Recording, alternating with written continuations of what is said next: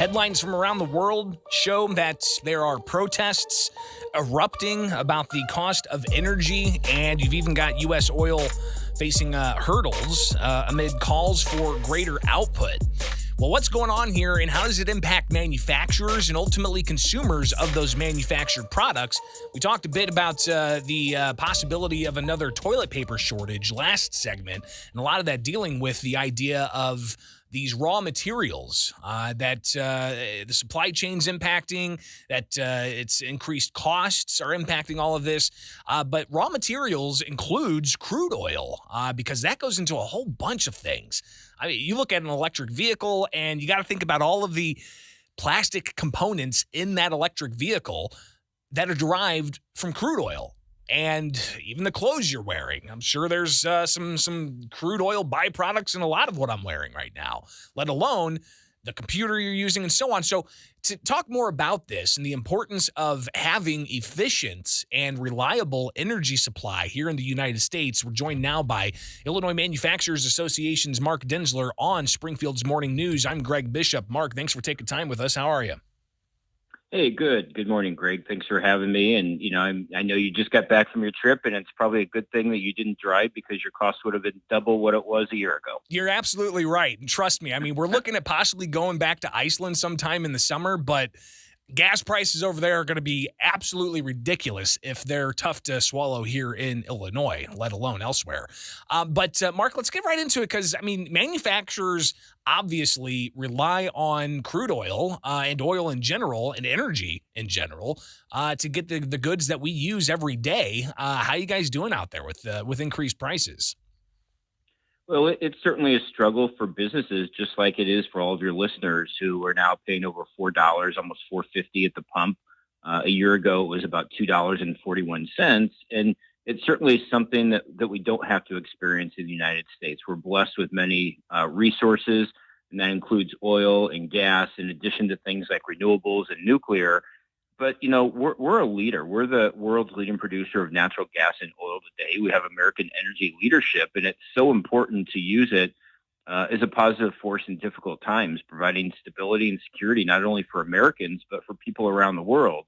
We only have to look and see about the Russian invasion in Ukraine and what that's doing to prices across Europe in particular, and the impact on the United States. And so, again, we have to use our domestic supplies. We shouldn't have to go rushing to OPEC, which is what the Biden administration has done to ask them to increase output.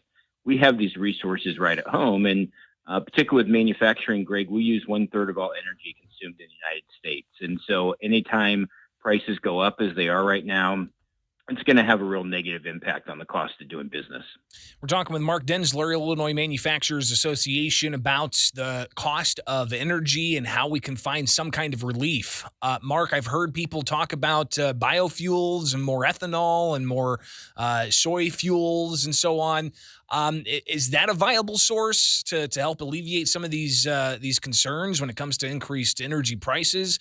Or should we be looking at more exploration, and how does that look?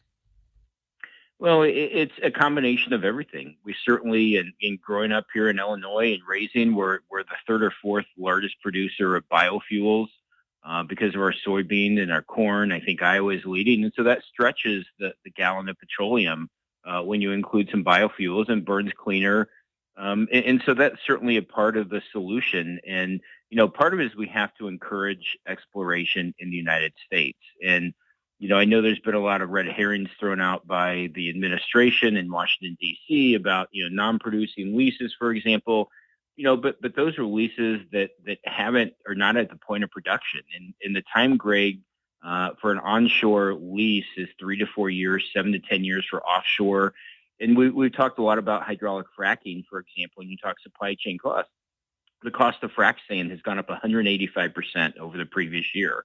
And so just to that point, that supply chain and those increased costs, American energy producers have increased production 5% last year. I mean, they're increasing it, but during the global pandemic, a lot of these oil producers, especially the small exploration companies, went bankrupt because the price of oil plunged. And so it's not as easy as just flipping a light switch and turning it back on. It does take a period of time to get the resources flowing again. Mark Denzler with the Illinois Manufacturers Association talking energy prices. So obviously more exploration. Can that be done here in Illinois? I know we've got hydraulic fracturing that was legalized, like 10 years ago or so? Hmm. Yeah, we certainly have the New Albany Shale play, which is in southeast Illinois. It crosses the border in Indiana. Indiana has been fracking for a number of years now.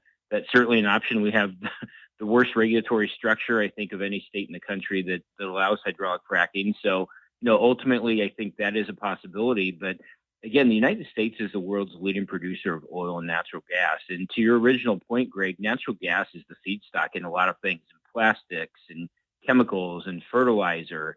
And so again, it's very important that we don't turn off these resources or stop using them and start relying on OPEC countries, for example, or trying to get these resources outside the United States when we have it right here at home. That not only helps our economy, but it helps our geopolitical security.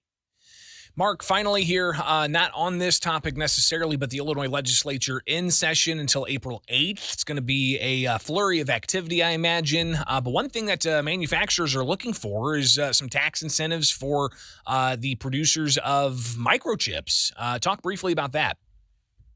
Sure. The Illinois Manufacturers Association introduced the Micro Act to help incent production of semiconductors and microchips in Illinois. Greg, right now, the United States only produces 13% of microchips in the world. A couple of decades ago, we were about 40%. Right now, 70% are produced in Asia, and about 90% when you talk really the high-tech chips used in defense and aerospace. We need to bring those back home. The President and Congress are working to provide some funds. They're in conference right now. And we think that Illinois is well positioned because two of the big things you need are energy and access to water. We have both of those. We saw recently Intel make their announcement of a $20 billion facility in Ohio, thousands of jobs. And so we put forth legislation that has passed the Senate unanimously. Representative Butler in Springfield is co-sponsor of that. He was the original House sponsor, and Representative Halpin. But it's a great opportunity. We need to bring microchip production back to the United States. And these, as you know, there's more than 1,000 chips in a car or your cell phone or your laptop or your refrigerator. The use of or the demand for microchips in the United States has increased 20% in the last 2 years. It's only going to go up. So we, again, for geopolitical security, for our nation's economic success, we need to produce these chips in the United States. And we're hopeful that the Illinois House will follow the Senate and pass the Micro Act so we can hopefully incent chip production in Illinois. Well, we'll keep an eye on that and maybe bring you back on here in the weeks ahead as we see that advance or not advance. Either way, we'll definitely talk more about that. Mark Denzler, Illinois Manufacturers Association, greatly appreciate your time. We'll talk soon. Thanks, Greg. Take care. Now 7:31, and Kevin Hart standing by in the newsroom. News. Weather. 90.